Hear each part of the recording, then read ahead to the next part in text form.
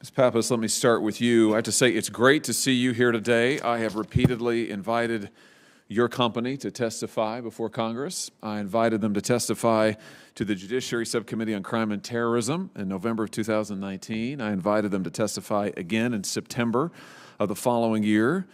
Both times we were stiffed. TikTok told me that they would set up a meeting with the CEO. They didn't want to testify in public, but they set up a meeting with the CEO after November 2019. They then canceled that meeting. So it's nice to see TikTok being willing to answer questions in public. It's a pleasant change. Let's dig into a few things if we could, specifically about TikTok's links to the Chinese Communist Party. In response to a letter from some of my colleagues, TikTok claimed earlier this year that the company has never shared data, never, with the Chinese government. Is that correct? That is correct, yes. And has never shared data with the Chinese Communist Party, is that correct? We will never share data, period.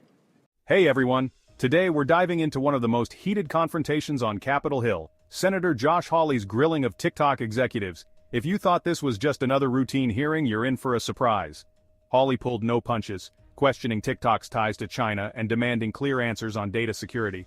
He revealed that he had repeatedly invited TikTok to testify before Congress on data security and ties to the Chinese government since 2019. Despite multiple invitations, TikTok dodged public hearings each time. Hawley calls this change of heart to testify a pleasant surprise. Senator Hawley, you're recognized for your questions. Thank you very much, Mr. Chairman. Thanks to all the witnesses for being here. Ms. Pappas, let me start with you. I have to say it's great to see you here today. I have repeatedly invited your company to testify before Congress. I invited them to testify to the Judiciary Subcommittee on Crime and Terrorism in November of 2019. I invited them to testify again in September of the following year. Both times we were stiffed. TikTok told me that they would set up a meeting with the CEO. They didn't want to testify in public, but they set up a meeting with the CEO after November 2019. They then canceled that meeting. So it's nice to see TikTok being willing to answer questions in public. It's a pleasant change. Let's dig into a few things if we could, specifically about TikTok's links to the Chinese Communist Party. In response to a letter from some of my colleagues, TikTok claimed earlier this year that the company has never shared data, never, with the Chinese government. Is that correct?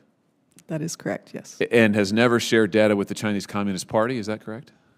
We will never share data, period. My question was in the past tense. Has TikTok ever shared data with the Chinese Communist Party? We have never shared data with the Chinese government, correct? With the Chinese Communist Party? Yes, correct.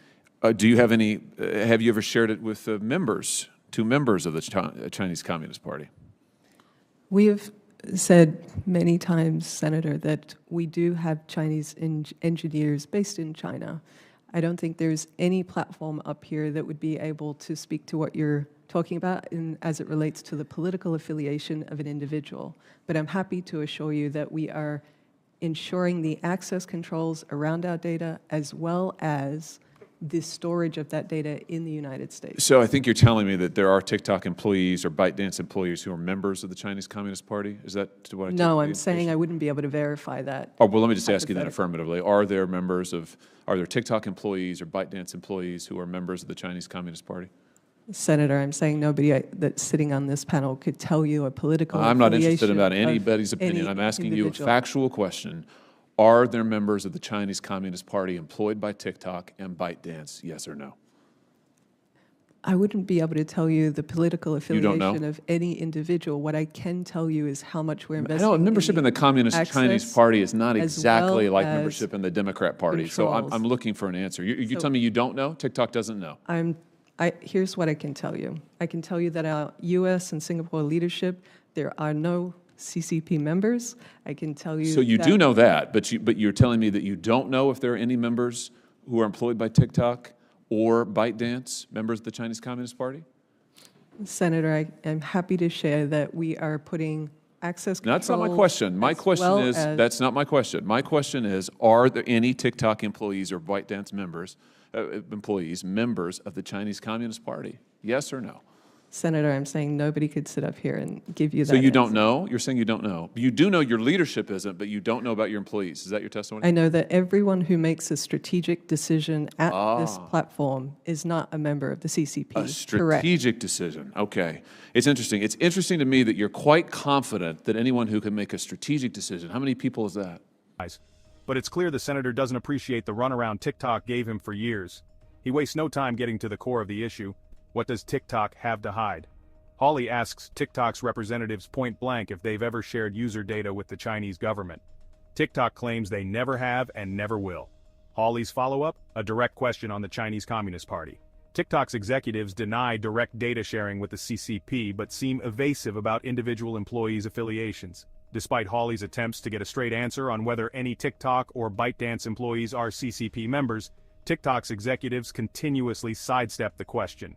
He questions how TikTok can be so certain about top executives, but can't answer if their other employees have CCP affiliations. Hawley brings up leaked reports from BuzzFeed and Forbes, suggesting that over 300 ByteDance employees are linked to Chinese state media, or CCP. Some even had direct access to US user data dubbed Master Admin Access. TikTok's response? They deny these specific claims and say their data is securely stored with access control measures. His concern? If employees with CCP ties have access to US user data, it poses a significant national security risk. Quick reminder, if you're interested in keeping up with critical stories like this, hit that subscribe button and join our community. Senator Hawley tries one more time to get a straight answer on whether CCP members have access to US user data. Once again, TikTok's representatives give vague responses about their strictest controls and US-led security team. Hawley pushes back, calling TikTok a walking security nightmare for American users. The hearing concludes without the answers he was looking for. For Senator Hawley, TikTok's lack of transparency is a red flag, suggesting they have a lot more to hide than they're letting on. So, what's the takeaway? For Senator Hawley, the stakes are high. His concerns aren't just about privacy, it's about potential risks to national security.